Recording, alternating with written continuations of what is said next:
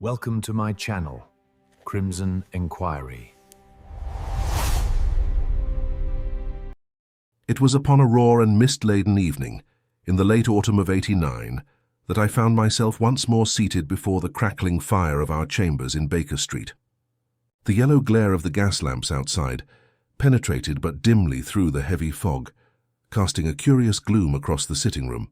Holmes was deep in his armchair, long fingers steepled beneath his sharp hawk-like features, his piercing eyes fixed on the curling wreaths of smoke from his pipe. I had grown accustomed to these moods of abstraction, when his restless mind, deprived of a problem, turned inward upon itself with dangerous intensity. Thus I was relieved when Mrs. Hudson announced the arrival of a visitor, whose name she delivered in a tone that betrayed both curiosity and unease. A Mr. Alistair Cunningham. "Sir," she said, ushering in a tall, thin gentleman of perhaps 40 years, attired with the sober elegance of one accustomed to better fortune than he presently enjoyed. His manner was grave, his face pale, and though he strove for composure, I detected a nervous agitation in the restless twitch of his hands. Holmes rose slightly in greeting, his keen gaze already darting over our guest with the swift precision of a hawk swooping upon prey. "You will forgive me, Mr. Cunningham," said Holmes, motioning him to a chair, "if I remark upon the dampness of your boots, the dust upon your sleeves, and the faint trace of red clay upon the hem of your trousers. I should imagine you have travelled here in some haste, and not from the more fashionable quarters of London." The gentleman started violently. "You are correct, sir. I came directly from Chislehurst, and indeed in no small hurry." Holmes inclined his head with the faintest of smiles. "And with good reason, I presume. Now pray tell us what circumstance has brought you through so unwholesome a fog." Our visitor drew a long breath and clasped his hands tightly upon his knees. "It concerns my family estate. Cunningham Manor," he began in a low voice, "an estate which, though diminished, has stood in Kent for generations. A fortnight past, my father, Sir Reginald Cunningham, was found dead in his private study. The physicians declared it a sudden seizure of the heart. Yet I cannot accept it as mere natural misfortune. There are matters most strange, which the local constabulary have chosen to dismiss." Holmes's eyes gleamed with sudden animation. "Strange, you say? And what peculiarities suggest to you a darker hand at work?" "There was the matter of the locked door," Mr. Cunningham replied. "It was fastened from within, yet my father's papers had been disturbed, and an important deed concerning the estate is now missing. Moreover, 2 nights later, a shadowy figure was seen prowling the grounds. The servants whisper of a curse upon the family, that the legacy of the Cunninghams is doomed." "Curse?" Holmes scoffed lightly, settling back in his chair. "My dear sir, we deal in facts, not phantoms. Pray continue." Mr. Cunningham leaned forward, his voice trembling. "I believe, Mr. Holmes, that my father did not die of natural causes, but of foul play, and that someone close to the family seeks to seize what remains of the Cunningham legacy. I beg of you, come to Kent and see for yourself." Holmes drew thoughtfully upon his pipe. The room filled with silence, save for the dull ticking of the mantel clock. At last he rose, tall and spare, his features alight with that keen eagerness I knew so well. "Watson," said he, "it appears the fog outside is not the only obscurity confronting us this night. We shall go down to Kent at once, for I suspect that within Cunningham Manor lies a puzzle most worthy of our time. I confess that the prospect of once more accompanying Holmes upon a case filled me with a certain exhilaration, despite the gravity of our visitor's appeal." It was not long before arrangements were made. Mr. Cunningham, perceiving Holmes's readiness, pressed us to depart without delay, and within the hour we were conveyed by cab through the swirling fog to Charing Cross, where the late train to Kent awaited. The journey was a silent one for the most part. Our client sat opposite us, pale and anxious, his gaze fixed upon the shifting shadows of the compartment. Holmes, however, remained in one of his characteristic moods of absorbed reflection, his long fingers tapping lightly upon the arm of his seat, eyes half closed yet never at rest. More than once I caught upon his lips the ghost of a smile, as though some private chain of reasoning had already been set in motion. "You are unusually reticent, Holmes," I remarked at last, unable to contain my curiosity. "Have you already formed some opinion of the case?" "Opinion, Watson?" "No, certainly not. Hypotheses, perhaps." It is dangerous to theorize in advance of the facts, and yet I confess that our friend has let fall several points which are suggestive. A locked door, papers disturbed, an estate embroiled in legacy disputes. Such ingredients are not unknown in criminal annals. Still, until my own eyes have surveyed Cunningham Manor, I withhold judgment. Mr. Cunningham gave a weary sigh. I fear, Mr. Holmes, you may find little to encourage your pursuit. The magistrate in Chislehurst was satisfied with the physician's verdict, and Inspector Jarvis of the local constabulary was quick to declare the matter settled. My father's death is recorded as natural, and the missing deed as a trifle, but I know otherwise. I knew my father to be a man of robust constitution, unlikely to be felled so suddenly. And that deed, why, sir, it concerns the very inheritance of the estate. Its absence places me in a precarious position, for a distant cousin lays claim, and without proof to the contrary, he broke off, shaking his head. Holmes leaned forward, his keen eyes glinting in the lamplight of the carriage. Precisely so. An inheritance dispute, coupled with the mysterious loss of a critical document. Do you not see, Watson, how such a circumstance alters the complexion of what at first appears to be a commonplace tragedy? It supplies motive, always the most essential of our triad: motive, means, and opportunity. The locked chamber presents the appearance of impossibility, and such appearances are the very soil in which crime delights to flourish. I made some note of his words, knowing well by long experience that they would later form part of the subtle web of reasoning with which he would astonish us all. The remainder of our journey passed without incident, and it was near upon midnight when we reached the little station at Chislehurst. A brougham awaited us, driven by a stout groom who touched his hat respectfully to our client. We drove at once through narrow, winding lanes, where the fog lay heavy upon hedgerow and field alike. Presently, the shadowy outline of a great house loomed before us, its turrets and chimneys rising stark against the pale moon. Cunningham Manor was an ancient pile of grey stone, its windows darkened, save for a single light that gleamed faintly in the upper corridor.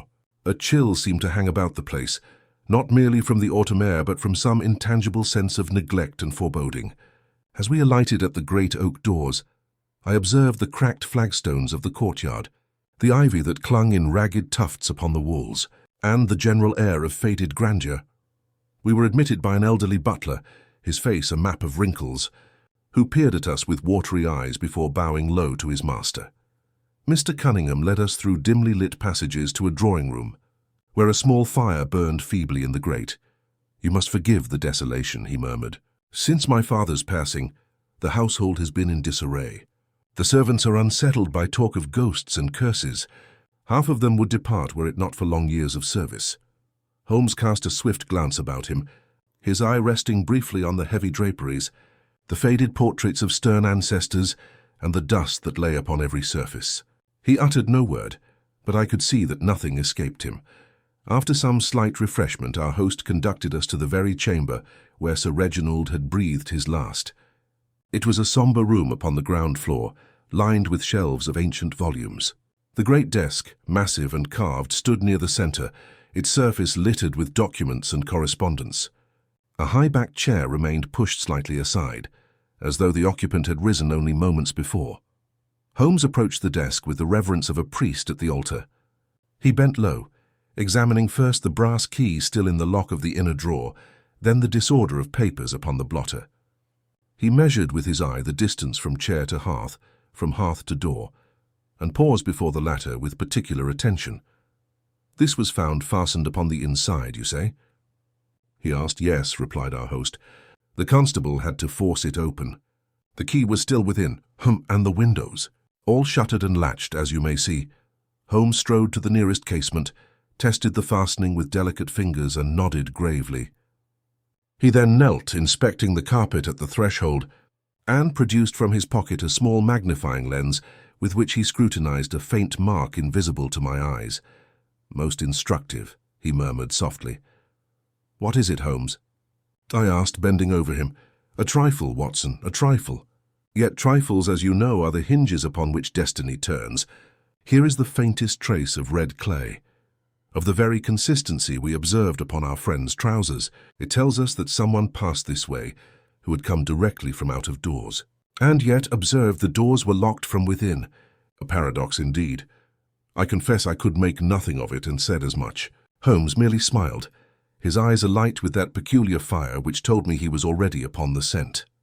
It was upon a raw and mist-laden evening, in the late autumn of '89, that I found myself once more seated before the crackling fire of our chambers in Baker Street.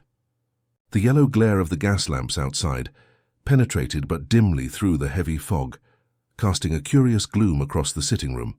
Holmes was deep in his armchair, long fingers steepled beneath his sharp, hawk-like features, his piercing eyes fixed on the curling wreaths of smoke from his pipe. I had grown accustomed to these moods of abstraction, when his restless mind, deprived of a problem, turned inward upon itself with dangerous intensity. Thus I was relieved when Mrs. Hudson announced the arrival of a visitor, whose name she delivered in a tone that betrayed both curiosity and unease. A Mr. Alistair Cunningham.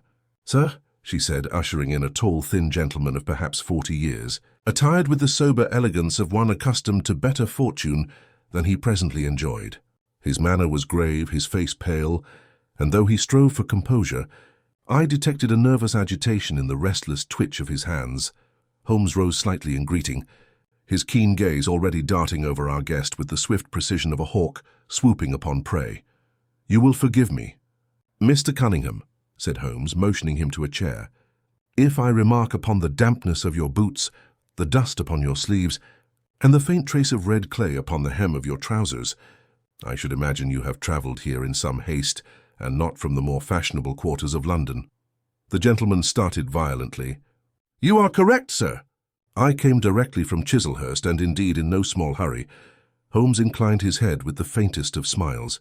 "And with good reason, I presume. Now pray tell us what circumstance has brought you through so unwholesome a fog."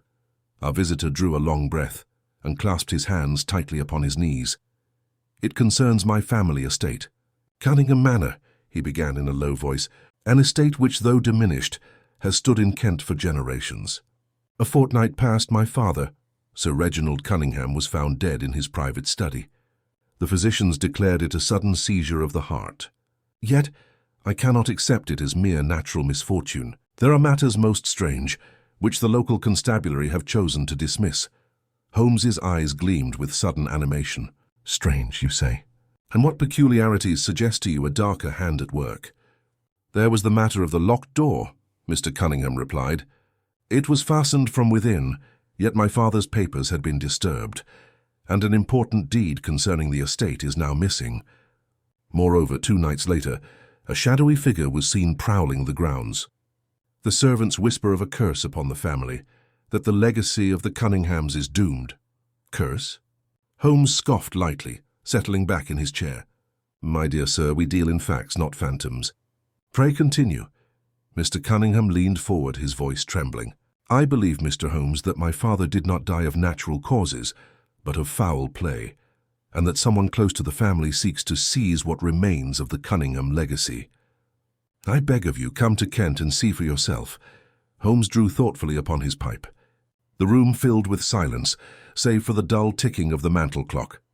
At last he rose, tall and spare, his features alight with that keen eagerness I knew so well. "Watson," said he, "it appears the fog outside is not the only obscurity confronting us this night. We shall go down to Kent at once, for I suspect that within Cunningham Manor lies a puzzle most worthy of our time. I confess that the prospect of once more accompanying Holmes upon a case filled me with a certain exhilaration, despite the gravity of our visitor's appeal. It was not long before arrangements were made. Mr. Cunningham, perceiving Holmes's readiness, pressed us to depart without delay, and within the hour we were conveyed by cab through the swirling fog to Charing Cross, where the late train to Kent awaited. The journey was a silent one for the most part. Our client sat opposite us, pale and anxious, his gaze fixed upon the shifting shadows of the compartment. Holmes, however, remained in one of his characteristic moods of absorbed reflection, his long fingers tapping lightly upon the arm of his seat, eyes half closed yet never at rest. More than once I caught upon his lips the ghost of a smile, as though some private chain of reasoning had already been set in motion. "You are unusually reticent, Holmes," I remarked at last, unable to contain my curiosity. "Have you already formed some opinion of the case?" "Opinion, Watson?" "No, certainly not. Hypotheses, perhaps." It is dangerous to theorize in advance of the facts, and yet I confess that our friend has let fall several points which are suggestive. A locked door, papers disturbed, an estate embroiled in legacy disputes. Such ingredients are not unknown in criminal annals. Still, until my own eyes have surveyed Cunningham Manor, I withhold judgment. Mr. Cunningham gave a weary sigh. I fear, Mr. Holmes, you may find little to encourage your pursuit. The magistrate in Chislehurst was satisfied with the physician's verdict, and Inspector Jarvis of the local constabulary was quick to declare the matter settled. My father's death is recorded as natural, and the missing deed as a trifle, but I know otherwise. I knew my father to be a man of robust constitution, unlikely to be felled so suddenly. And that deed, why, sir, it concerns the very inheritance of the estate. Its absence places me in a precarious position, for a distant cousin lays claim, and without proof to the contrary, he broke off, shaking his head. Holmes leaned forward, his keen eyes glinting in the lamplight of the carriage. Precisely so. An inheritance dispute, coupled with the mysterious loss of a critical document. Do you not see, Watson, how such a circumstance alters the complexion of what at first appears to be a commonplace tragedy? It supplies motive, always the most essential of our triad: motive, means, and opportunity. The locked chamber presents the appearance of impossibility, and such appearances are the very soil in which crime delights to flourish. I made some note of his words, knowing well by long experience that they would later form part of the subtle web of reasoning with which he would astonish us all.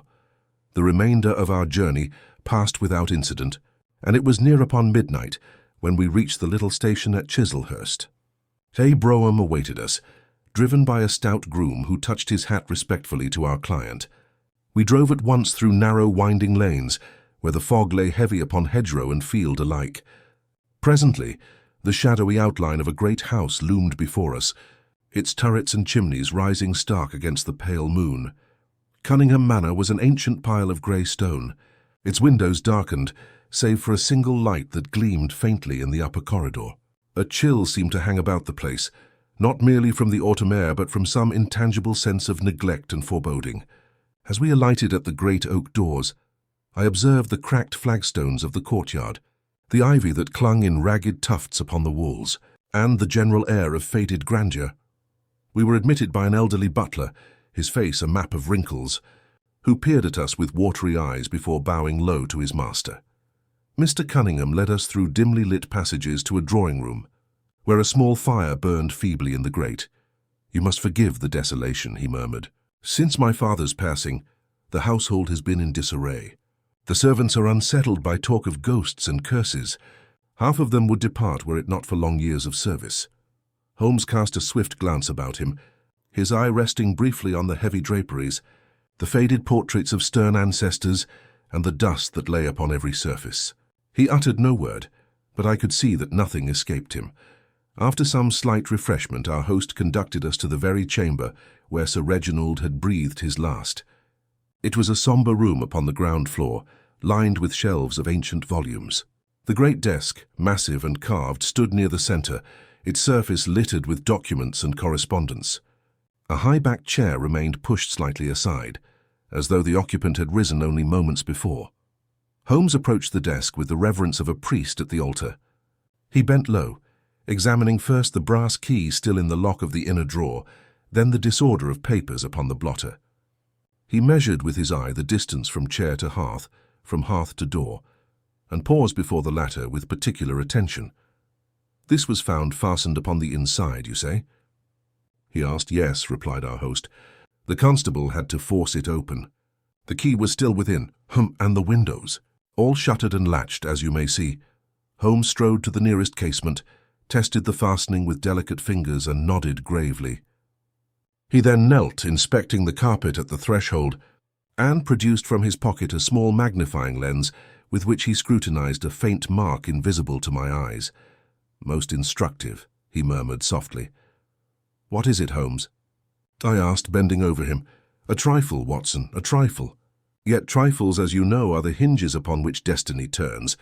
Here is the faintest trace of red clay, of the very consistency we observed upon our friend's trousers. It tells us that someone passed this way who had come directly from out of doors. And yet, observe, the doors were locked from within. A paradox indeed. I confess I could make nothing of it and said as much. Holmes merely smiled, his eyes alight with that peculiar fire which told me he was already upon the scent. He rose and examined the shelves, the mantel, and even the heavy curtains with swift, darting glances. Once he paused before a portrait of some long-dead Cunningham, his thin lips curling into the shadow of amusement.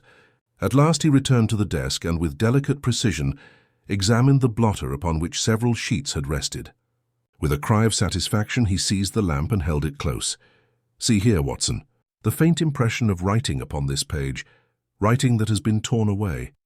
With care I might yet recover it." Mr. Cunningham looked on in wonder.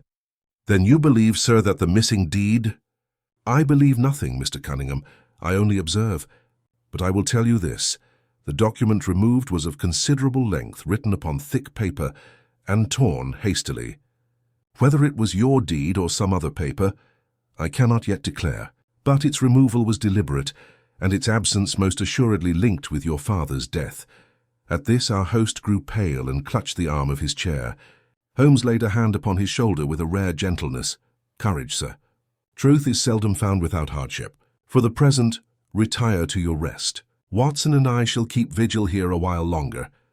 The night is young, and perhaps it has more to tell us." Thus it was that I found myself seated once more in that gloomy chamber, the silence broken only by the ticking of a great clock upon the mantel. Holmes, restless as ever, moved like a shadow from desk to window, from hearth to door, pausing now and then to note some detail or to consult his watch. At length, shortly after 2, he touched my arm and whispered with a sudden intensity, "Watson, hush! Do you hear that?" I listened, straining my ears. At first there was nothing, then, faint, almost imperceptible, the sound of a footstep upon the gravel outside the study window. Another followed, cautious, deliberate. A shadow moved across the thin slit of moonlight between the shutters. Holmes's eyes gleamed with a predatory light. He placed a finger to his lips, motioned me to remain still, and slipped noiselessly to the window. For a long moment, the night seemed to hold its breath. Then, with a sudden motion, Holmes flung open the shutters. A cry rang out, a startled gasp quickly followed by the rustle of fleeing footsteps. Holmes was already through the casement in pursuit, his figure swallowed at once by the enveloping fog. I was left alone in the chamber, with only the dim lamp for company, my heart pounding in my breast, and the mystery of the Cunningham legacy pressing darker and heavier than ever upon my mind. Would you like me to continue directly with the pursuit into the fog for Section 3, or keep the suspense here, and shift the focus back to Holmes's deductions once he returns? My first impulse was to follow Holmes without hesitation, but prudence and my long experience of his methods held me back. I knew well that in the chase he required no encumbrance, and that my duty lay rather in maintaining our position, should the intruder attempt a return. Thus I stood in the dim chamber, revolver drawn from my pocket, straining to catch any further sound through the heavy fog that pressed itself against the open casement like a living wall. Minutes passed in a tense silence, broken only by the distant hoot of an owl and the muffled toll of the church clock across the valley. Then, from far off, I heard the faint but unmistakable report of a whistle, Holmes's own signal, sharp and urgent. Without further thought, I vaulted through the window, my boots sinking into the damp gravel, and hurried in the direction from which it had come. The night was treacherous. The fog swirled thick as smoke, clinging to my face and blinding my path. I stumbled more than once upon hidden roots and stones, my breath quickened by the effort and the knowledge that Holmes might be in peril. At last, through the haze, I discerned a flicker of movement, a dark figure struggling in the grasp of another. "Holmes!" I cried, rushing forward. "Quickly, Watson! He is slippery as an eel." I flung myself into the fray, seizing the man's arm as he twisted furiously to break free. He was of wiry build, clad in rough garments that smelled of damp earth, his face half hidden by a muffler drawn high about his chin. For an instant he fought like one possessed, clawing and kicking with desperate ferocity. But Holmes's wiry strength and my own combined proved too much for him. With a final wrench he collapsed to his knees, panting like a trapped animal. "Light, Watson, your lantern," Holmes commanded. I struck a match and held the small flame close. The man glared at us with dark, defiant eyes, his features sharp and weathered, as though long accustomed to outdoor labor. A smear of clay marked his boots, and I noticed with some astonishment the bulge of a heavy iron tool concealed beneath his coat. Holmes relieved him of it with a swift motion, revealing a crowbar, its edge crusted with damp soil. "Most illuminating," Holmes murmured, his gaze fixed upon the weapon. "You came prepared to force entry, my good fellow. Yet what object in this desolate hour could be worth such risk?" The man spat upon the ground and remained obstinately silent. Holmes studied him a moment, then gave a short laugh, devoid of mirth. "Very well. We shall reserve our questions for the proper place. Watson, lend me your hand. This gentleman will accompany us back to the manor, where our host may have something to say regarding his identity." We marched him between us, his struggles subdued, but his sullen silence unbroken. When at last we re-entered the study, the lamplight revealed our captive more clearly. Mr. Cunningham, who had hastened down at the commotion, recoiled in astonishment. "Good heavens!" he exclaimed. "Why, it is Barnes, the old gamekeeper. What madness possesses you, man, to be prowling the grounds at such an hour?" The fellow gave no answer, only glared from beneath his brows. Holmes fixed him with that cold, piercing stare which I had seen unnerve stronger men than this. "Barnes, is it?" Holmes said softly. "Indeed, the name accords with what I might have suspected. A servant long trusted, dismissed perhaps or otherwise embittered. It will be my task to learn the precise nature of his grievance. But first, Watson, note the clay upon his boots, the very same red soil that stains the carpet of this chamber. Our intruder of tonight was likewise present upon the night of Sir Reginald's death." Mr. Cunningham uttered an exclamation of horror. "Then it was he who murdered my father." Holmes raised a hand. "Patience, sir. Appearances are treacherous things. That this man entered or attempted to enter, I am satisfied. But whether his purpose was theft, concealment, or something graver, we have not yet established. Do not leap to conclusions." Turning suddenly upon the prisoner, Holmes spoke with crisp authority. "Barnes, you had best make a clean breast of it. Silence will serve you ill, for already the evidence weighs heavily.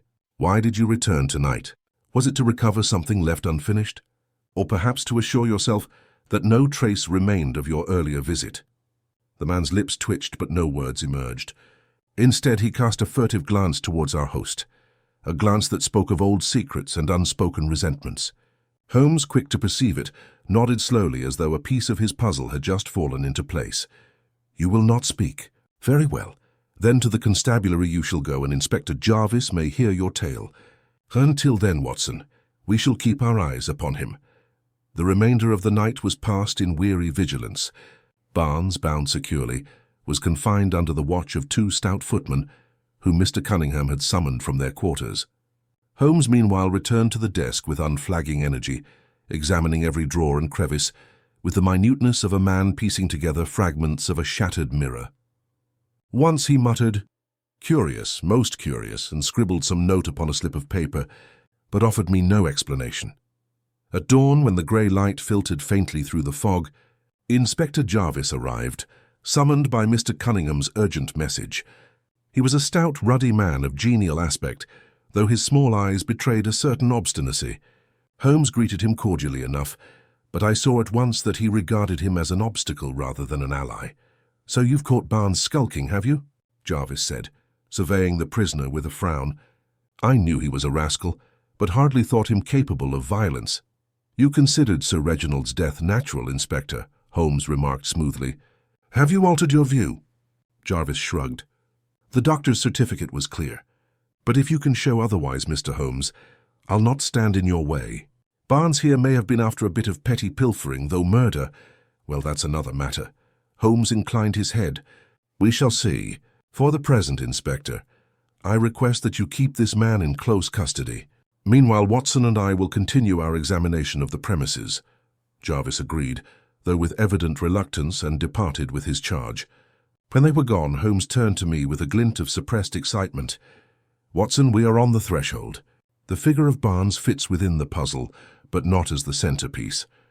He is a tool, an instrument, but the hand that guides him lies elsewhere. There is more beneath the surface of this legacy than our client suspects. Today we must delve deeper into the family's affairs, for there is a shadow in this house that no crowbar can explain." He lit his pipe afresh, the thin smoke curling in the pale morning light, and his eyes, bright and cold, fixed themselves upon the closed door of the study, as though beyond it lay the next move in a game only he could see. Would you like me to move straight into Holmes's daylight investigation of the manor and its inhabitants for Section 4, where the suspects and misdirections emerge, or slow the pacing here with more atmospheric description of the house and its history before deepening the inquiry? Holmes did not immediately hasten from the study, but remained some minutes longer in a silent reverie, pacing to and fro with his hands clasped behind his back. I had seen him thus before, at moments when his mind labored to bring a scattered array of facts into ordered sequence. At last he paused, fixed me with his keen grey eyes, and said, "Watson, before we stir abroad in daylight, there is something here yet unsaid by these mute walls. Let us look once more with the clearer light of dawn, and see if they will not speak." We set ourselves to a systematic examination. Holmes moved with feline alertness from desk to hearth, hearth to window, his lens glinting as it caught the pale rays of the morning. He spent long upon the heavy curtains, drawing them back and scrutinizing the folds with the air of a man who expects a whisper of truth from the very fabric. Presently he gave a low exclamation and beckoned me. "Observe here, Watson. The faintest tear in the lining, scarcely larger than a man's thumb. Within, see, fibers of paper lodged as though some document had brushed against it when hurriedly concealed or withdrawn. Whoever rifled this room had no time for delicacy. I peered into the rent and indeed saw what appeared to be tiny fragments of parchment, caught and held by the weave. Holmes secured them carefully in an envelope and slipped it into his pocket. Our host entered at this moment, his face haggard from lack of rest. "You have discovered something, Mr. Holmes?" he asked eagerly. "Something, yes, though not yet enough. The room tells us plainly that it was searched with urgency and without skill. More interesting, however, is the person who contrived to enter it though all apertures were sealed. You think it was Barnes?" Holmes shook his head. "Barnes was present, certainly. But the mind which directs this enterprise is of another order. Barnes is but a pawn, a willing one, no doubt, but still a pawn." Mr. Cunningham passed a hand across his brow. "If not Barnes, then who? In all the world, who would benefit by my father's death and the loss of the deed but my cousin Henry? He has ever been at odds with us, and the deed in question was the sole obstacle to his claim." Holmes smiled faintly. "A natural conclusion, and one which I imagine most men would reach. It is for that reason I must treat it with the utmost caution. Truth, my dear sir, seldom lies in the direction toward which all fingers so conveniently point." With that enigmatic remark, he declared himself satisfied with the chamber, for the present, and proposed that we begin an inquiry among the household. "For it is often," he remarked to me in a low tone, "within the servants' gossip that the first glimmer of reality may be found. Masters conceal, Watson, but servants observe." Accordingly, we passed through the long corridors of the house, their oak panels darkened by age, and spoke in turn with the butler, the housemaid, and the footman. From each came some fragment, trivial in itself, yet in Holmes's hands imbued with meaning. The butler spoke of Sir Reginald's recent quarrel with a visitor, though he knew not the man's name. The maid whispered of hearing footsteps in the study on the very night of the death, though she had thought it but her fancy. One of the footmen recalled seeing Barnes in conversation with a stranger by the stables a week before. The description vague but suggestive of one not belonging to the household. All these tidings Holmes absorbed in silence. His head inclined, his eyes narrowed to slits. From time to time he jotted a symbol in his notebook. At last he thanked the servants gravely, and we withdrew into the morning air. The fog had lifted somewhat, and the grounds of Cunningham Manor spread before us, gardens fallen into neglect, gravel walks choked with weeds, and beyond them the shadow of a small chapel, ivy-clad and melancholy. Holmes paused upon the terrace, gazing over the scene with a kind of stern satisfaction. There, Watson, is our stage, and already the players move upon it. We have the anxious heir, the hostile cousin, the sullen retainer, and perhaps a stranger who remains nameless. Each has his part to play, but which carries the true script? That is what we must discover. We were interrupted at that instant by the approach of a young woman who came hastily along the gravel walk. She was pale but comely, dressed in mourning, her eyes red with recent tears. Mr. Cunningham hastened forward with an exclamation. "My sister Eleanor, what brings you here so early?" She looked at him anxiously, then cast a timid glance at Holmes and myself. "Alistair, I heard voices, and they said Barnes was taken prisoner in the night. Is it true? Is he accused of our father's death? It is true, we found him lurking, Holmes answered quietly before our host could reply. But accused? No suspicion must rest upon facts and facts alone. Tell me, Miss Cunningham, had your father enemies? Her eyes filled with sudden distress. Enemies? Oh, Mr. Holmes, my father was stern, it is true, but just... Yet, she faltered, her glance darting towards her brother. Speak freely, Holmes urged gently. It is truth we seek, not comfort. There was my cousin Henry, she said at last, her voice low. He was ever bitter that father would not yield the estate to him. I know they exchanged harsh letters, and once... She hesitated, then continued firmly. Once Henry came here, and they quarrelled violently in this very house. I heard it myself, though I dared not enter. After that, father forbade his name to be spoken. But Henry vowed he would not be denied his inheritance. Holmes inclined his head gravely. But his eyes, I noted, were fixed not upon her, but upon her brother, as though to catch some unguarded expression. Mr. Cunningham's features, however, betrayed nothing but indignation. Holmes, I whispered as we turned away, surely this cousin Henry must be the guilty man. His motive is clear, his enmity open. Motives, Watson, are like lanterns in the fog. They show the way, but may blind us to the ditch at our feet. No, let us not yet condemn Mr. Henry Cunningham. His quarrel is apparent, his interest evident, but therefore I am suspicious. Too often the true villain hides behind the convenient suspect. With that, he strode off towards the little chapel, his long coat flapping about his legs. I followed, puzzled but obedient, for I knew by long experience that Holmes's instincts, however strange, were seldom at fault. At the chapel door he paused, bent, and touched the damp soil with his fingers. A smile of satisfaction crossed his face. Watson, our night visitor, did not come empty-handed. See here. The clay pressed deep by a heavy boot, and beside it the faint groove of metal dragged across the earth. The crowbar, no doubt. But why here before this chapel door? What lies within that could tempt a midnight intruder? He rose abruptly, his eyes alight with excitement. Watson, we must see the inside. At once. And with that the next stage of the mystery opened before us, like a door long shut that creaks at last upon its hinges. Would you like me to continue Section 5 directly with the investigation of the chapel and its secrets? Or would you prefer me to deepen the interaction with Eleanor and Alistair first, building more tension among the family before Holmes examines the chapel? Holmes wasted no time in idle speculation, but pressed his long fingers against the weathered wood of the chapel door, testing the lock with the delicacy of a surgeon's touch. The door was stout oak, iron-banded, and fastened with a heavy keyhole lock that bore the fresh scars of some instrument roughly applied. Holmes bent low, his lens flashing in the morning light. Precisely as I thought, Watson. The marks are fresh, sharp-edged, and aligned perfectly with the tool we relieved from Barnes last night. He attempted entry here, but was interrupted. The question becomes, why should the chapel of all places hold interest for him? What secret of the Cunningham legacy lies behind this door? Our host had followed us, his face pale with surprise. The chapel. But it has been unused for years, save for family burials. My father disliked its dampness, and would not hear of services being held within. Unused, perhaps, Holmes replied, but not unvisited. Fetch me the key, Mr. Cunningham. It was some minutes before the butler returned with a great iron key upon a ring. Holmes inserted it, turned with effort, and the hinges groaned as the door swung slowly inward. A chill air greeted us, musty with the odor of mildew and disuse. Dust motes danced in the shafts of pale light that streamed through narrow-stained windows. Rows of worm-eaten pews stretched before us, leading up to a crumbling altar draped with a moth-eaten cloth. Holmes advanced cautiously, his keen gaze roving over every surface. He stooped to examine the flagstones near the threshold, then moved towards the altar, where the dust lay strangely disturbed.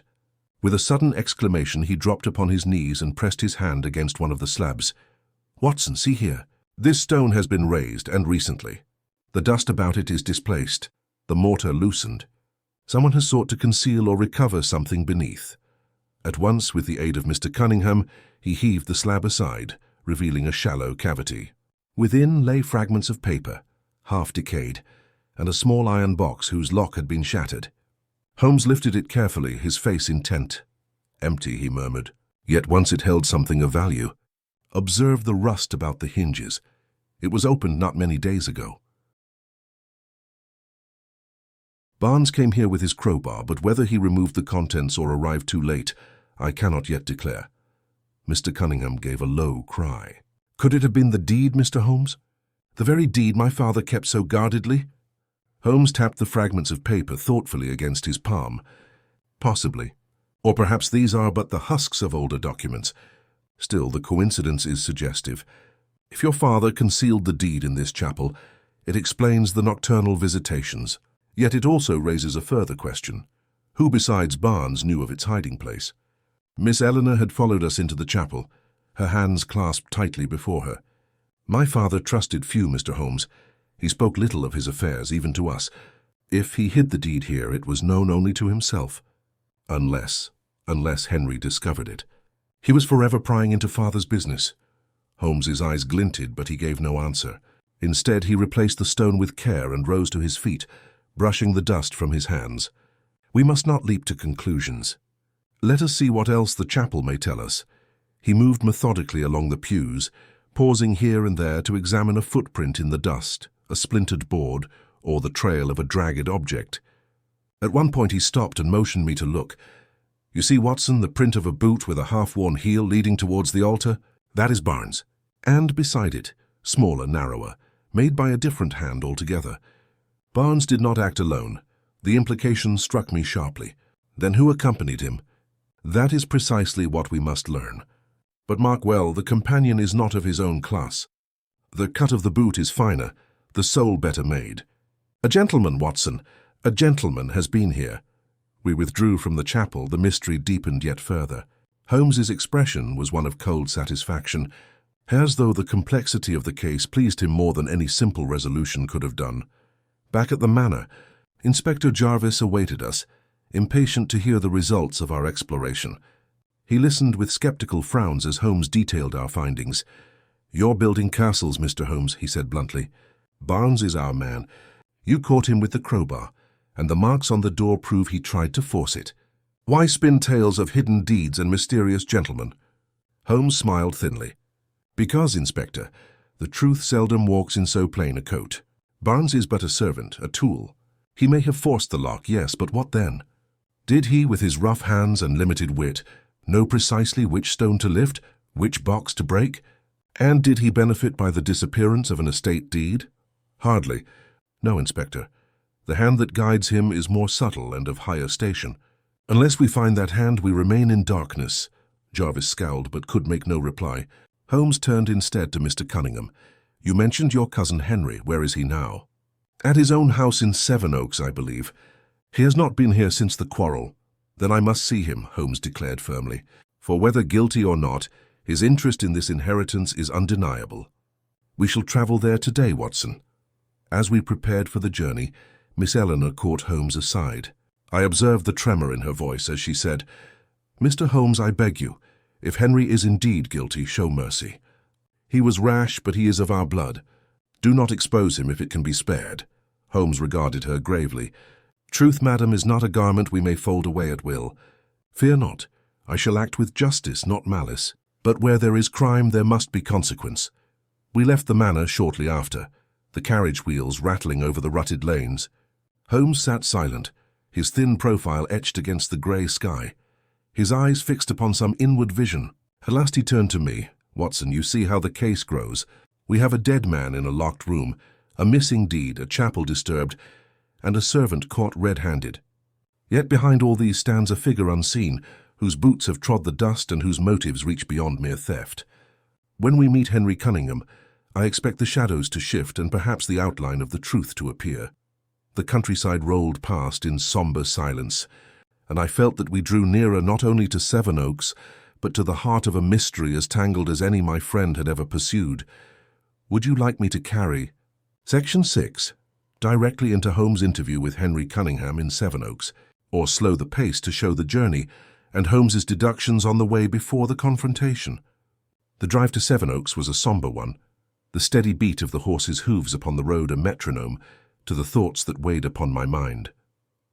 Holmes remained in one of his profound silences, the sort which I had come to recognize as a sign of his faculties, working at their highest pitch. His long fingers drummed lightly against his knee, his gaze fixed out the window, though I suspected he saw little of the hedgerows and autumn fields that slipped by. For myself, I could not escape the impression that we were travelling deeper into some concealed history of the Cunningham family, a history which, though outwardly respectable, contained darker undercurrents now surfacing under Holmes's relentless pursuit. At length he stirred. "Watson, consider the facts as we know them. A document of great importance vanishes. A servant of known ill repute is caught forcing an entry into a chapel, but not for trinkets or plate, rather to search for something more subtle. We find evidence not only of his presence, but of a gentleman's as well.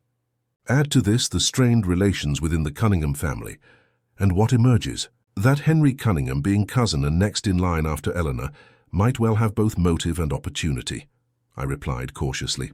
"Precisely. Yet let us not content ourselves with so simple a deduction. Motive is plentiful in cases of inheritance. Opportunity likewise may be manufactured.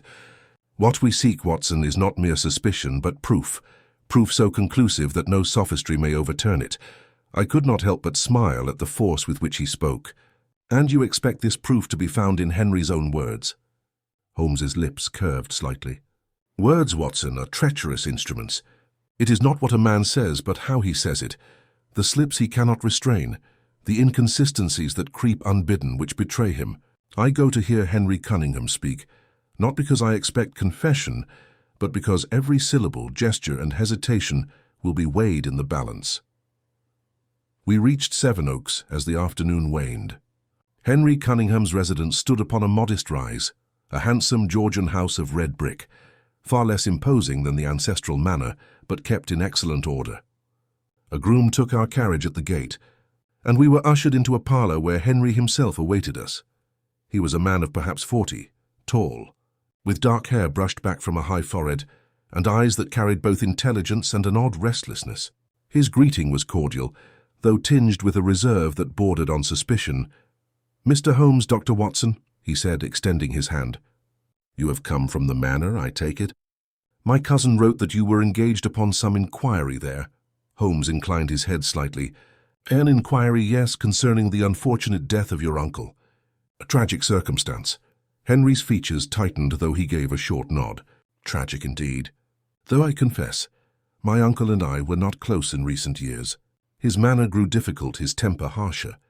We disagreed on certain matters of estate management, and after one particular quarrel, we saw little of each other." Holmes, having seated himself in a high-backed chair, steepled his fingers and regarded the man with half-closed eyes. "It is curious, is it not, that death should reopen old doors even as it closes others? Tell me, Mr. Cunningham, were you aware of the location where your uncle kept his most important documents?" Henry gave a short laugh, though it rang somewhat hollow. "I cannot say that I was. My uncle was secretive to a fault. He trusted no one with his private papers, not even his own children. If you refer to the deed of inheritance, I know as little of its whereabouts as yourself." Holmes did not move, but his gaze seemed to sharpen. "Indeed? And yet someone new, for the chapel at the manor shows signs of recent disturbance. A box once hidden beneath the altar has been forced, and the papers it contained removed." Henry started, his eyes widening before he quickly recovered himself. "The chapel? I had not set foot there in years. If someone has violated it, then it is sacrilege indeed. Who was it?" Holmes' voice was as smooth as silk. "A servant. Barnes has been apprehended attempting to force entry. But the matter is more complex than mere burglary. Barnes was not alone. A second set of prints was found in the dust, prints of finer make than any labourer's. In short, sir, the prints of a gentleman." For the briefest instant, Henry's composure faltered. His hand, resting upon the arm of his chair, clenched so tightly the knuckles blanched. Yet his voice, when it came, was measured. "Then, Mr. Holmes, you must seek elsewhere, for they are not mine. I've been here in Sevenoaks since the night of my uncle's death. My servants can attest to it." Holmes inclined his head slightly, as though conceding the point, but I recognized in the faint gleam of his eye that he had registered every flicker of unease, every misplaced emphasis in Henry's protestation. "Doubtless," Holmes said smoothly. "And yet it would be of service if you could provide me with a full account of your movements over the past week, as well as the names of those who might confirm them. We must be thorough, you understand? Henry hesitated, then began to recount his days, speaking of estate matters, correspondence, and visits to acquaintances in the town. Holmes listened without comment, his gaze fixed intently upon the speaker, occasionally interjecting with a precise question that caused Henry to pause before answering. At last, the interview concluded, and Holmes rose. "I thank you for your courtesy, Mr. Cunningham. You will not object, I trust, if we remain in contact as the inquiry proceeds." "Not at all," Henry replied quickly. "I wish only that the truth be discovered." We took our leave, and once outside upon the quiet road, I turned to Holmes. "You believe him guilty?" Holmes drew his coat closer against the chill air. "Guilt, Watson, is a strong word. Let us say that our friend Henry is a man who carries knowledge he would rather conceal. Did you observe his start at the mention of the chapel? His forced laugh when he denied knowing the hiding place? The tightening of the hand when I spoke of a gentleman's boot? These are trifles, perhaps, but trifles are the threads from which the whole fabric is woven. And yet, I pressed, what of his alibi? He claims to have been here." Holmes's smile was thin. "Claims, Watson. A man may claim anything, but the earth records his steps more faithfully than his tongue. We shall see whether the soil of Sevenoaks matches the dust of the chapel. And until then we wait and we watch." As the last light of day sank beyond the fields, I felt we had stepped yet deeper into a labyrinth, with Henry Cunningham at its darkened center, and Holmes already tracing the lines that would lead us to the truth. "Would you like me to build Section 7 around?"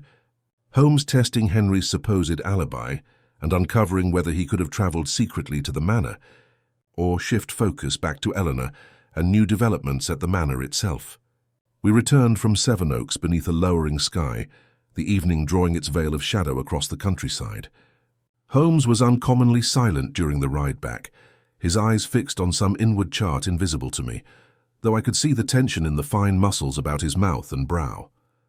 He was assembling pieces, weighing probabilities, setting each word of Henry Cunningham against the physical facts uncovered at the manor. I longed to press him, but knew from experience that silence was best when his mind was in such delicate balance. It was near nightfall when we reached the manor once more. Miss Eleanor awaited us in the hall, her face pale but resolute. She ushered us quickly into the drawing room, where Inspector Jarvis sat impatiently with several papers spread before him. "There has been another development. Mr. Holmes," Jarvis announced the moment we entered. "The jailer reports that Barnes attempted escape not 3 hours ago. He was caught, but not before he shouted to another prisoner that he would see the deed safe before any of them hounds could touch it. The words were overheard by the guard. Make of them what you will." Holmes sank into an armchair, steepling his fingers. "Interesting. Very interesting. He speaks as though he still has knowledge of the document's whereabouts. That suggests the box in the chapel was emptied before he reached it. Someone forestalled him." Miss Eleanor's eyes widened. "Then the deed is not lost." Holmes gave a slight shrug. "Lost to you for the present, but not lost altogether.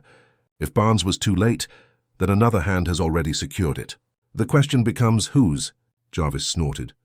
"I'll wager it was Barnes himself, trying to throw us off with his lies." Holmes regarded him coolly. "You would do better to wager upon the evidence, Inspector. Barnes is coarse but not cunning. A man who boasts of his theft to fellow prisoners is not one who conceals deeds in chapels. No, Barnes is the instrument. Another mind directs him." As if to punctuate Holmes's words, the butler entered carrying a sealed envelope. "This was delivered by hand, sir. A boy from the village brought it not half an hour ago. He would not say from whom." Miss Eleanor accepted the letter with trembling fingers and broke the seal. She read quickly, then gasped and handed it to Holmes. The message, written in a bold, slanting hand, contained but a single sentence. "If the Cunningham heir values her inheritance, she must meet me alone at midnight in the old chapel. A friend." The silence that followed was profound. I heard the crackle of the fire upon the hearth, the slow ticking of the clock upon the mantel. "A crude trap," Jarvis said at last. "We'll post men in the chapel and catch the scoundrel red-handed." Holmes was already studying the note with his lens. "Perhaps. But note the choice of words. The heir. The writer knows Eleanor's position precisely. That speaks of intimacy with the family's affairs. not village gossip. Further, the hand is disguised, though not expertly. See the irregular spacing between the letters. The writer has forced himself into unfamiliar shapes. I should be much surprised if Henry Cunningham's natural hand did not lurk beneath this mask. Eleanor pressed a hand to her breast. "You believe my cousin wrote this?" "I believe," Holmes replied softly, "that he seeks to draw you into a snare. Whether to frighten, to coerce, or to silence you entirely, I cannot yet say. But go you shall not. I shall attend in your stead." Jarvis bristled. "You mean to play decoy?" "That is my duty, Mr. Holmes, not yours." Holmes rose swiftly, his tall frame casting a long shadow across the room.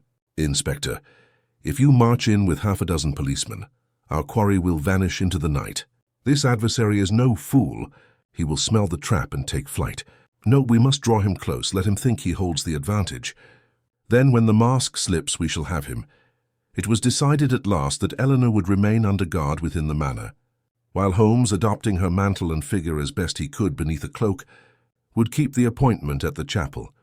I was to accompany him, though concealed, and Jarvis grudgingly agreed to station men at a discreet distance, ready to intervene when signaled. The hours dragged with agonizing slowness until midnight. Holmes busied himself with small preparations, producing from his pocket case a stick of wax, which he softened and pressed upon the seal of the mysterious letter, securing an impression for later comparison. His calm precision steadied me, though I confess my heart thudded heavily as the appointed hour approached. At last, cloaked and silent, we left the manor and made our way across the darkened grounds. The moon, veiled by drifting clouds, lent a ghostly pallor to the lawns and the avenue of yews leading to the chapel. An owl hooted from the woods, and the wind stirred faintly through the branches. Holmes walked at a measured pace, his figure shrouded in Eleanor's cloak. I followed at a distance of some yards, keeping to the shadows, my revolver ready in my pocket. The chapel loomed ahead, black and silent, its pointed windows glinting like watchful eyes. Holmes entered first, the great door groaning softly upon its hinges. I slipped in behind and took up my post within the deeper shadow of a pew. For some moments there was only silence, broken by the drip of water through the cracked roof and the distant rustle of rats in the rafters. Then came a faint scuff of boots upon stone. A figure emerged from the darkness near the altar, tall, cloaked and hooded. The intruder paused, then spoke in a low, urgent tone. "Eleanor, thank God you came. There is no time to waste. The deed is in peril. Give me your trust and I shall see it safe." Holmes's reply, pitched low and tremulous in imitation of Eleanor's voice, carried across the gloom. "Cousin Henry?" The man started violently. His hood slipped back, revealing the pale, strained features of Henry Cunningham himself. "Yes, it is I. I can save the inheritance, but you must give me the papers if you have them, do you?" Holmes took one slow step forward, his voice changing in an instant to its natural timbre, cutting and cold. "The papers are not mine to give, Mr. Cunningham, but the truth is, and it stands before you unveiled at last." Henry recoiled as though struck, his eyes wild as they darted about the chapel. "Holmes, you tricked me," he broke off, glancing towards the door as though to flee. But already the sound of boots upon the grass outside announced the inspector and his men closing in. Holmes raised his hand to still them. "Not yet," he whispered. "Let him speak." Henry's lips parted, words trembling upon them, torn between confession and defiance. The chapel, with its rotting pews and cracked windows, seemed to hold its breath, waiting upon his choice. Shall I carry Section 8 directly into Henry's confrontation and possible confession? Or should I let Holmes first maneuver him with subtle questioning to wring the truth from him piece by piece? Henry Cunningham stood transfixed beneath the pale beam of moonlight that filtered through the cracked window, his breath quick and shallow, his eyes fixed on Holmes with the cornered look of a stag driven to bay. For a long moment, no sound was heard save the hollow drip of water from the roof. Then Holmes stepped forward, his face calm, his voice cutting yet deliberate. "You wrote the letter," he said softly, holding up the folded note between two fingers. "You thought to lure your cousin here, to frighten her, or perhaps to bargain with her. But you did not reckon upon me reading your disguised hand, nor upon the telltale tremor when you spoke of the chapel. I have watched you carefully, Mr. Cunningham, and now I say plainly, you stand at the heart of this mystery." Henry's mouth worked as though to frame a denial, But the words would not come. At last he managed, "You twist everything to suit your fancy, Holmes. Yes, I came here, but it was not to do harm. I sought only to protect Eleanor from the villain Barnes, who has plotted to rob us all." Holmes's smile was thin, almost pitying. "Barnes is no villain in his own right. He is but a dull-witted tool. The true intelligence lies elsewhere, someone who knew where the deed was hidden, who had reason to desire its disappearance, and who contrived to set Barnes upon the trail. Who but you, Henry? You quarrelled with your uncle. You knew the inheritance passed over you, and you feared poverty where you had once expected plenty. The motive shines clear as day." At this, Henry's composure cracked. He flung back his cloak, his voice rising in agitation. "And what if I did seek the deed? What claim has Eleanor over me? I am the elder branch, the true Cunningham blood. My uncle was a tyrant, blind with favoritism, and she his puppet. Am I to be cast aside, while she inherits the estate that should by right be mine?" His words echoed fiercely in the chapel, and for the first time I felt the naked passion of the man, a passion embittered by long disappointment, warped into desperation.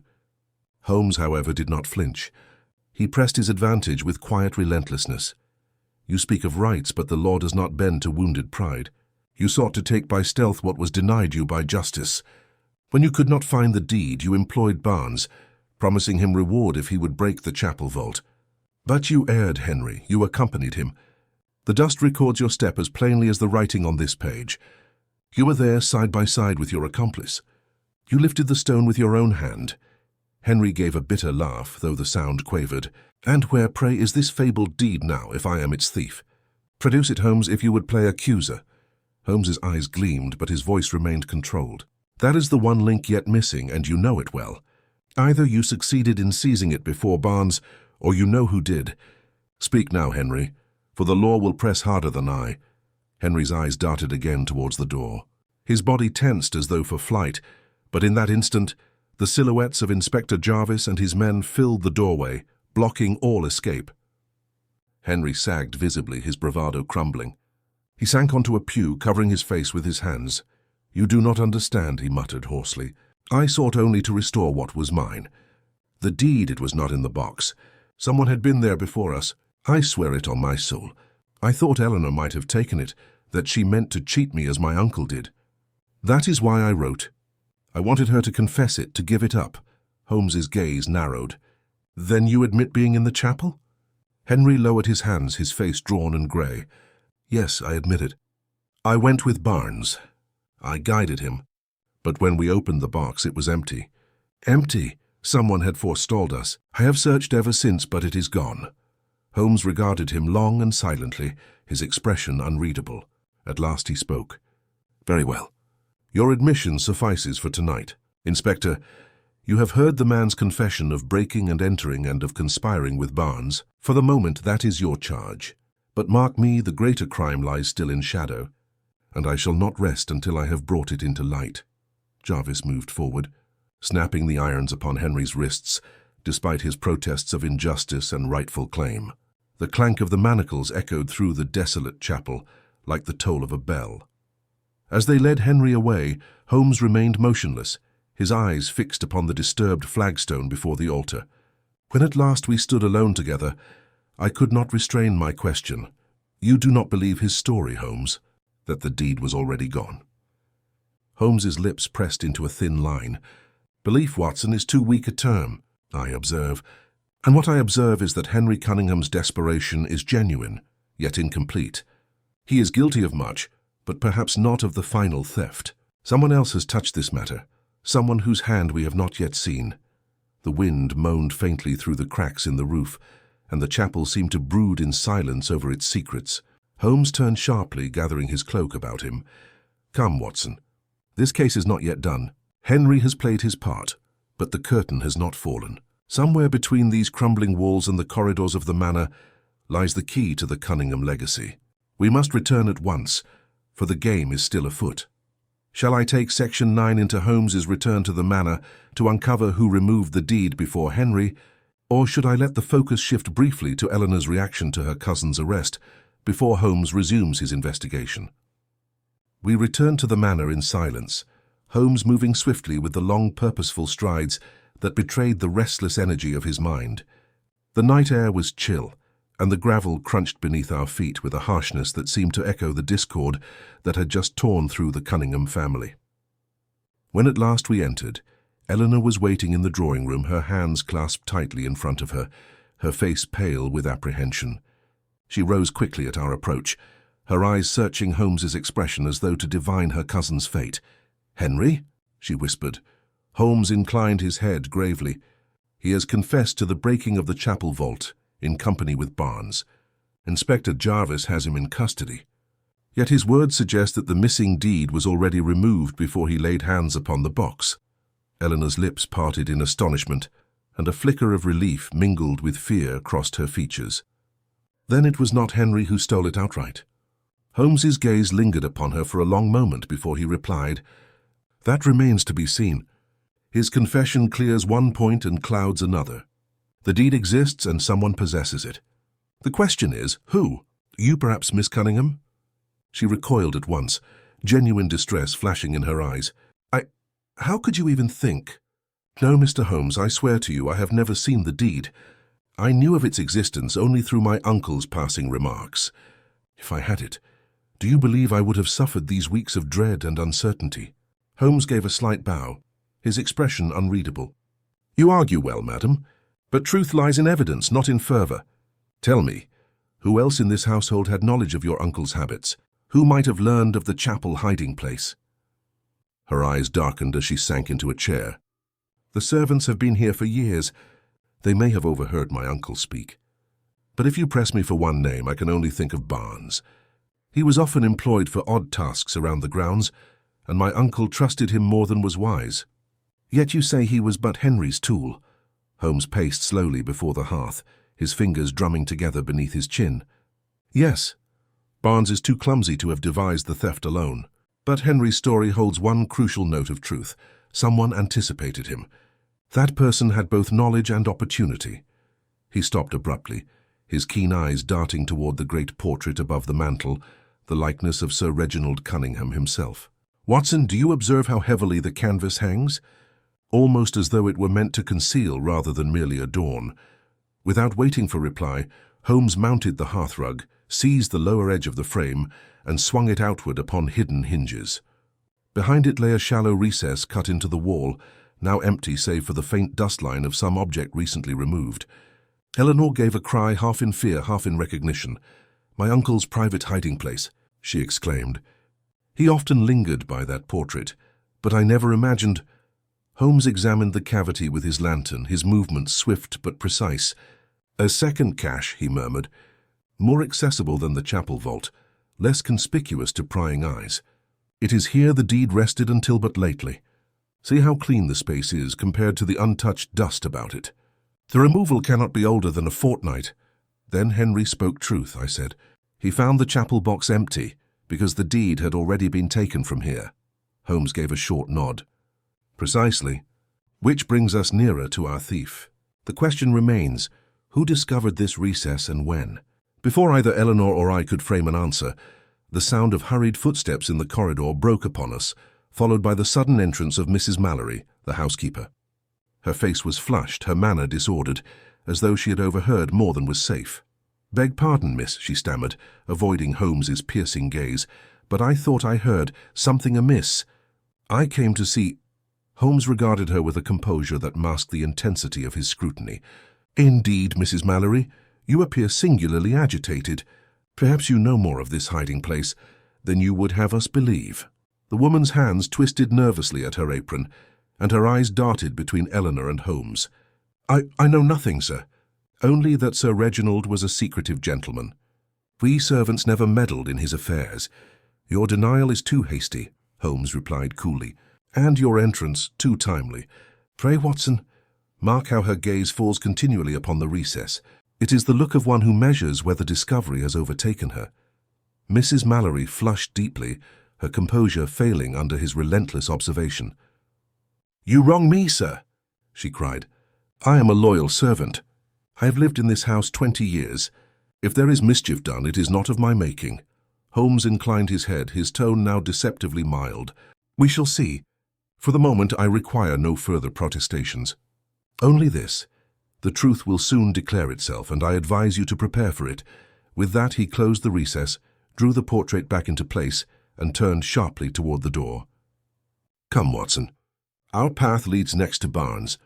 Whether he knows it or not, he stands upon the threshold of betraying his master, or his mistress. We left Eleanor pale and silent, Mrs. Mallory trembling in the corner, and the great house seeming to hold its breath in uneasy anticipation.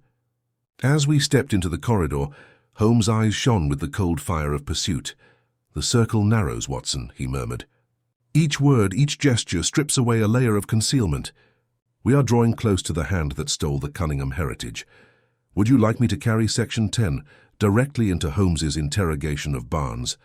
Or should the tension deepen first with a private exchange between Holmes and Eleanor about trust and hidden motives?" Holmes led the way with unflagging determination, the long corridors of Cunningham Manor echoing with our footsteps. He did not speak until we had stepped outside into the chill night air, where the moonlight cast a spectral glow upon the gardens. His keen profile was lit starkly in that pale light, the set of his jaw betraying an intensity of thought. At length he halted, turning sharply toward me. "Watson, the house itself yields us a silent testimony. The recess behind the portrait proves the deed's second hiding place, and the freshness of its removal points to one within the household. Barnes is the crude tool, but not the hand that guided it. I mean to question him, not merely for what he confesses, but for what slips unspoken between his words." We made our way toward the outbuilding, where Inspector Jarvis had secured the poacher-turned-accomplice.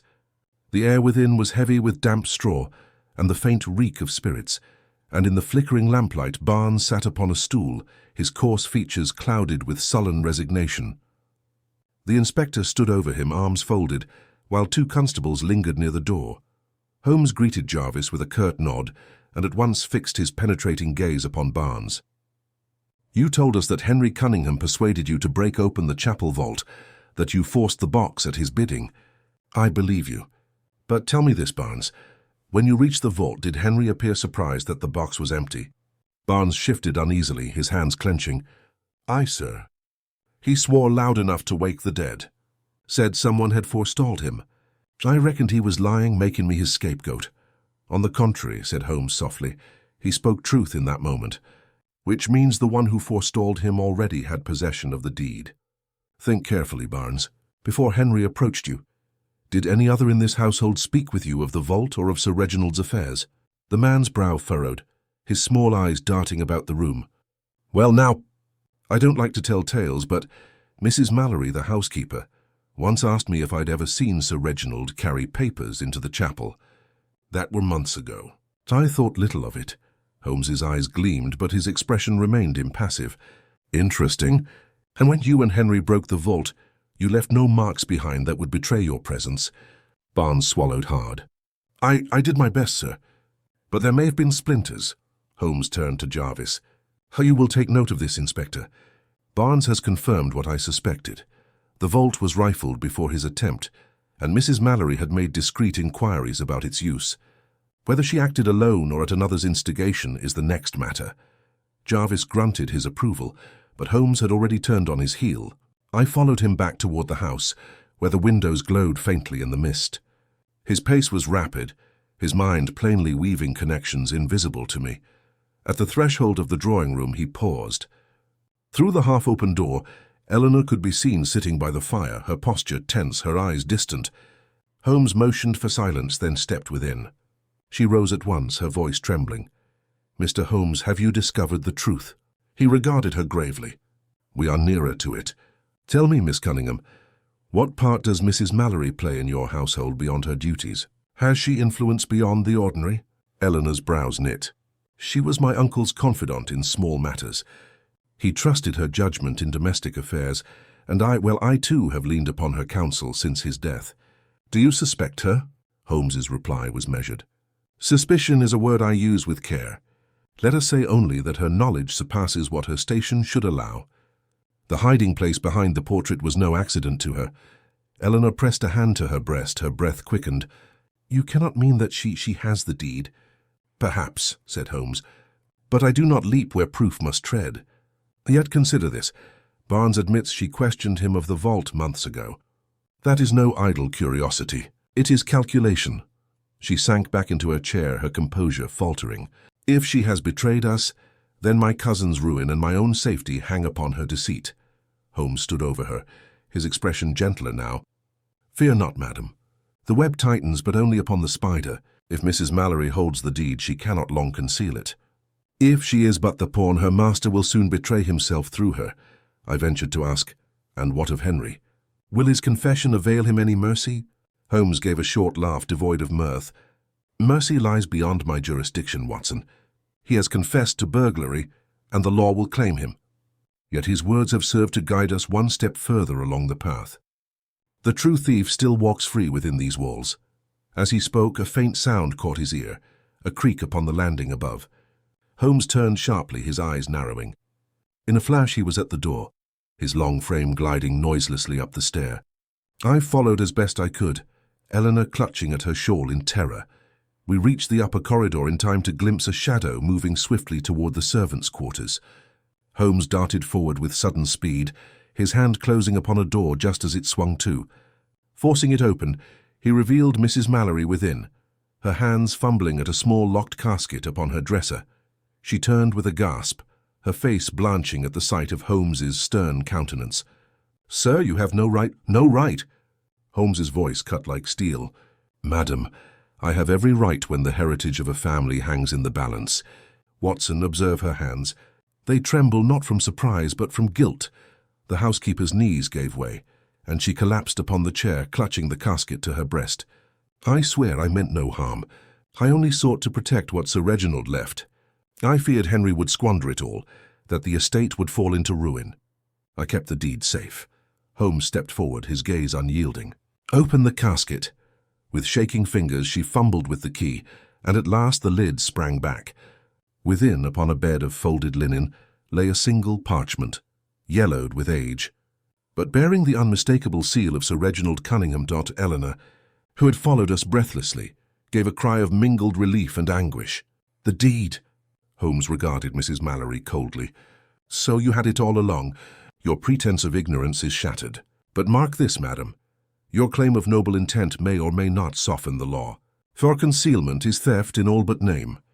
The woman bowed her head, silent tears falling upon the casket. Holmes closed the lid with a decisive snap, then handed it to me. "Keep it safe, Watson. The matter is not yet complete. For though the deed is recovered, the full truth lies still in shadow. Mrs. Mallory's hand held the casket, but whose voice guided her to seize it? That, Watson, is the question that shall decide the fate of the Cunningham legacy. Would you like Section 11 to heighten the suspense by revealing the hidden instigator behind Mrs. Mallory? Or should Holmes first carefully reconstruct how every clue fits together before unveiling the true mastermind? Holmes stood silent for a long moment, his eyes fixed upon Mrs. Mallory, who sat bowed and trembling before us. The casket, now in my keeping, weighed heavily in my arms, not in substance but in the knowledge that it contained the very object for which men had lied, plotted, and broken sacred trust. Eleanor lingered in the doorway, her gaze moving fearfully between Holmes and the broken woman. At last Holmes spoke, his voice low, yet charged with that unmistakable authority which compelled both obedience and dread. "Mrs. Mallory, your hands are not those of a schemer. They are the hands of one pressed into service. You claim to have taken the deed to protect the estate, but that is but half of the truth. Tell us, whose counsel moved you? Who first directed your suspicion to the chapel vault? And who persuaded you that the hiding place behind the portrait was worth watching?" The housekeeper's lips quivered, but no sound emerged. Holmes leaned closer, his piercing gaze never leaving her face. "You cannot shield him longer. Every silence condemns you further. Speak now, and the law may judge you as a dupe rather than a partner." A sob broke from her. She clasped her hands together, and in a voice scarcely above a whisper she said, "It was Mr. Henry. Even before he enlisted Barnes for the vault, he questioned me about Sir Reginald's habits. He told me the estate must not pass into Eleanor's hands alone, that he had a right, and I must help him preserve it. When he learned of the portrait recess, he bade me take the deed at once to keep it safe until he could act. I believed him. God forgive me, I believed him." Eleanor gave a sharp cry, covering her face with her hands. I felt a surge of pity for her, for the final betrayal by one bound to her by blood was crueler than any outward enemy. Holmes's expression hardened into grim satisfaction. As I suspected, Henry Cunningham played both ends against the middle, setting Barnes to the chapel in order to deflect suspicion, while secretly using you, Mrs. Mallory, to spirit away the deed from its true hiding place. When his stratagem collapsed, he sought to feign surprise at the empty vault, hoping his protestations would absolve him. A clever plan, but not clever enough. Jarvis, who had entered quietly behind us with his men, stepped forward. Then it is settled. Henry Cunningham will answer for more than burglary now. The concealment of this deed through trickery and subordinates damns him beyond question. Holmes raised a cautionary hand. Not quite, Inspector. We must be scrupulous. The law must move not upon suspicion, but upon certainty. Fortunately, certainty lies ready at hand. Barnes's confession, Mrs. Mallory's admission, the recess in the wall, and the parchment itself all form a chain too strong to break. Present them together, and the case is unassailable. Eleanor lowered her hands, her pale face luminous with the glow of the hearth behind her. "And the estate?" she asked tremulously. "What becomes of Cunningham Manor?"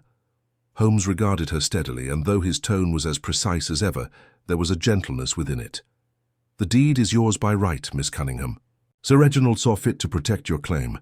Henry, in his greed, sought to undo what was lawfully decreed. That design has failed." She sank into the chair, tears of mingled relief and sorrow streaming down her face. "I owe you more than I can ever repay, Mr. Holmes gave a small dismissive bow. "Repay me with your happiness, madam. As for gratitude, it is best reserved for Dr. Watson, who faithfully records the follies of human ambition and the occasional triumphs of reason." I coloured at his words, but Holmes was already striding toward the door, his cape sweeping behind him. Jarvis hurried after with his men, while Mrs. Mallory sat broken, awaiting the judgment of the law. Eleanor rose to bid us farewell, her eyes lingering upon Holmes with awe, as though he were some implacable force of nature rather than a man of flesh and blood. The chill dawn was breaking as we departed the manor, the mists lifting from the fields. Holmes lit his pipe with evident satisfaction, and I could not help but press him for his reflections. "You suspected Henry from the first?" I asked. "From the moment," Holmes replied, "that I heard of his eagerness to inherit and of Barnes's clumsy intrusion into the vault. No man so desperate as Henry would entrust his fortune to the chance success of a poacher. The vault was a feint. The real prize lay closer at hand. Every inconsistency pointed to his hand guiding others, while keeping his own seemingly unstained."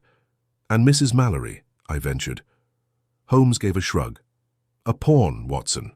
Loyal to a fault, and thus easily turned. Yet even pawns may deliver checkmate if unwatched. Her trembling and her protestations betrayed her guilt before ever she opened her lips." We walked in silence a while, the sound of our steps mingling with the awakening city. At length, Holmes spoke again, softer now, as though to himself. "It is ever thus, Watson.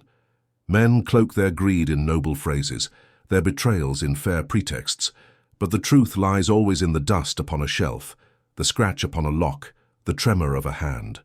To see it requires nothing more than eyes that refuse to be blinded by sentiment." He tapped the bowl of his pipe against his palm, sending a faint shower of ash into the gutter, then turned his keen gaze upon me with that rare smile which transformed his austere features. "Another case, Watson, neatly tied. And now, let us see what the morning papers bring. For London is vast, and human folly inexhaustible. There will be no want of puzzles to keep our minds from rust. And so, as the first rays of sunlight gilded the rooftops, we returned to Baker Street, leaving behind Cunningham Manor with its shadows of deceit and its recovered legacy. Yet in my heart, I carried not only admiration for Holmes's unmatched genius, but also a quiet sorrow for Eleanor, whose inheritance had come at the price of trust forever broken within her bloodline.